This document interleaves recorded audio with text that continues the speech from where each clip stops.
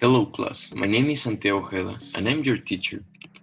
Today we're going to see how to interpret plays and also parts of a narrative. They are connected. Let's start with interpreting plays. What are plays? En español, las obras de teatro. For example, Romeo and Juliet, Hamlet, Othello, A Midsummer Night's Dream. Do you know any of these plays? They are very famous and recognized along the world. Let's interpret this play. It's called The Tragedy of Hamlet, Prince of Denmark. Let's label each of the parts. For example, this first part at the top, it's the title, el título, The Tragedy of Hamlet, Prince of Denmark. Now, characters: Hamlet, Claudius, Gertrude, Polonius, Horatio, Bernardo, Ophelia, Laertes, Fortinbras, the Ghost, Rosencrantz, and Guildenstern. I'm sorry if I'm not pronouncing these names correct, because I don't know. They are from Denmark. Osric, Voltimand, and Cornelius, Marcellus, and Bernardo, and Francisco. These are the list of characters. It says characters actually at the top. Now, let's read this. Elsinore, Denmark. At the castle of Hamlet's late father, the late medieval period.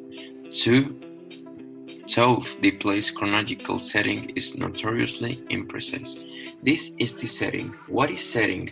El set, el espacio, el tiempo, el lugar. Setting es como el lugar.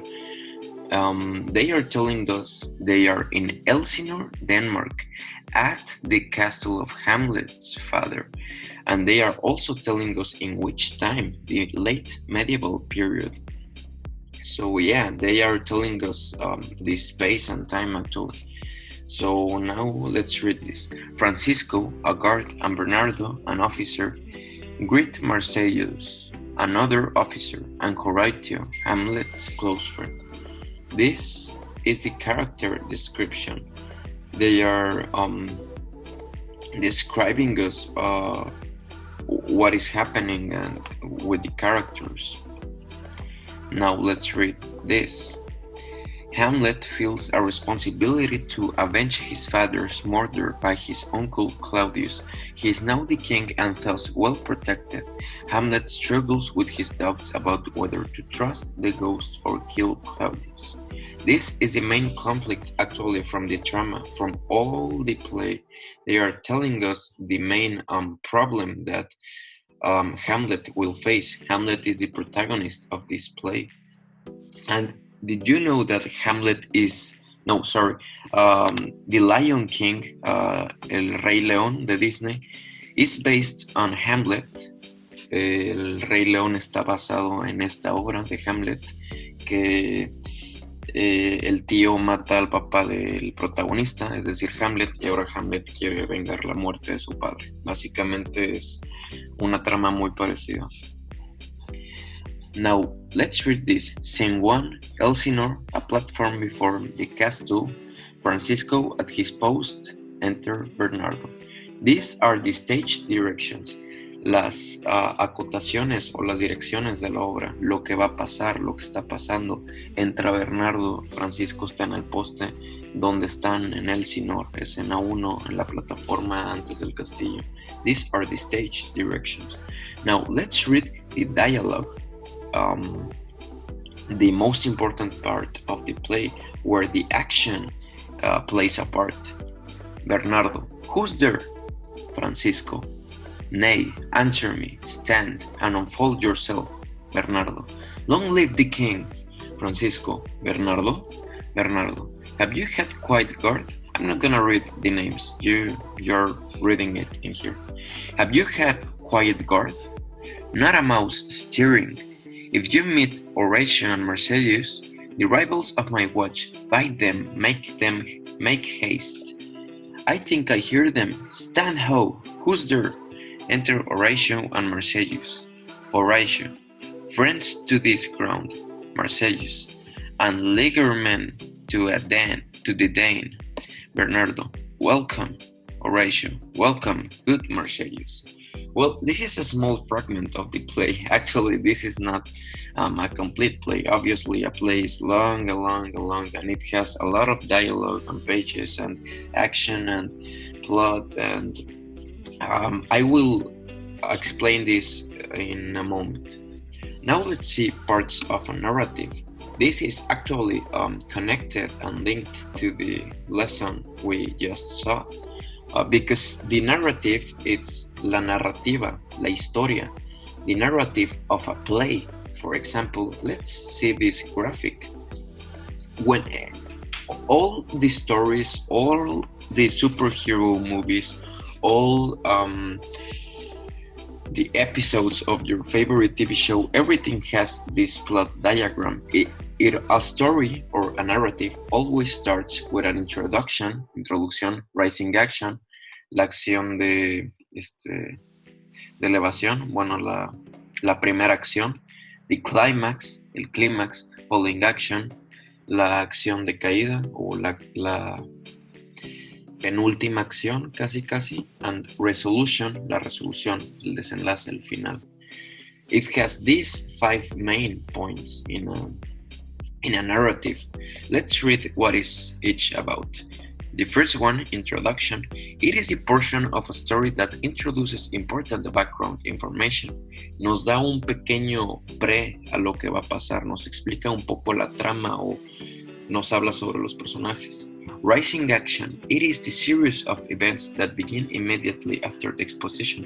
Es como la primera acción, el primer problema que sucede empezando la película, la historia, el libro. Climax. It is the turning point which changes the protagonist's fate. El clímax es cuando las cosas se ponen más en su punto de quiebre, cuando el protagonista está enfrentando lo más duro, cuando está la escena de acción más fuerte en la historia. This is the climax, como lo más importante. Falling action. It is when the conflict between the protagonist and the antagonist unravels. Cuando ya se está apenas desenlazando el final, pero aún no es el final, es como un problema, una acción, algo que sucede normalmente entre el protagonista y el antagonista, como la pelea final o algo así. Resolution. It is when conflicts are resolved. Cuando ya se resolvió el problema, literalmente el final de la película. Read and listen to the plot descriptions, then label them with the words in the box. Let's start with letter A. When Hamlet stabs Polonius in Act 3, Scene 4, he commits himself to a violent action and brings himself into conflict with the king. Another possible climax comes at the end of Act 4, Scene 4, when Hamlet resolves to commit himself fully to violent revenge. What would this be? Climax or falling action? Let's read the other ones so we can know. Hamlet is sent to England to be killed. He returns to Denmark and confronts Laertes and Ophelia's funeral, the fencing match, the deaths of the royal family. Now let's read letter C. The ghost appears to Hamlet and tells him to revenge his murder. He feigns madness to his intentions. Hamlet stages his mousetrap play. He passes up the opportunity to kill Claudius while he is praying. So we have 3 scenes. We have to see which one is the rising action, the climax, and the falling action. Let's start with the rising action. I think the rising action is this one because it is at the beginning the most. For example, Hamlet is sent to England to be killed. The drama is early starting, so I think this would be the rising action. Now, when Hamlet stabs Polonius in Act 3, Scene 4, he commits himself to a violent action and brings himself into conflict with the king. This is the climax. They are already telling us this is the climax. Actually, another possible climax comes at the end. So basically, this is the climax. So this is the falling action. The ghost appears to Hamlet. This is the falling action because this is the part when the ghost tells Hamlet to kill his uncle.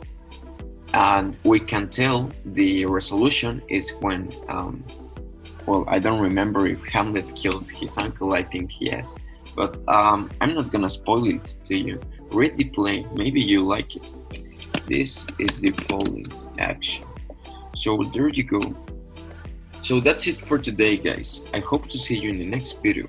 Bye.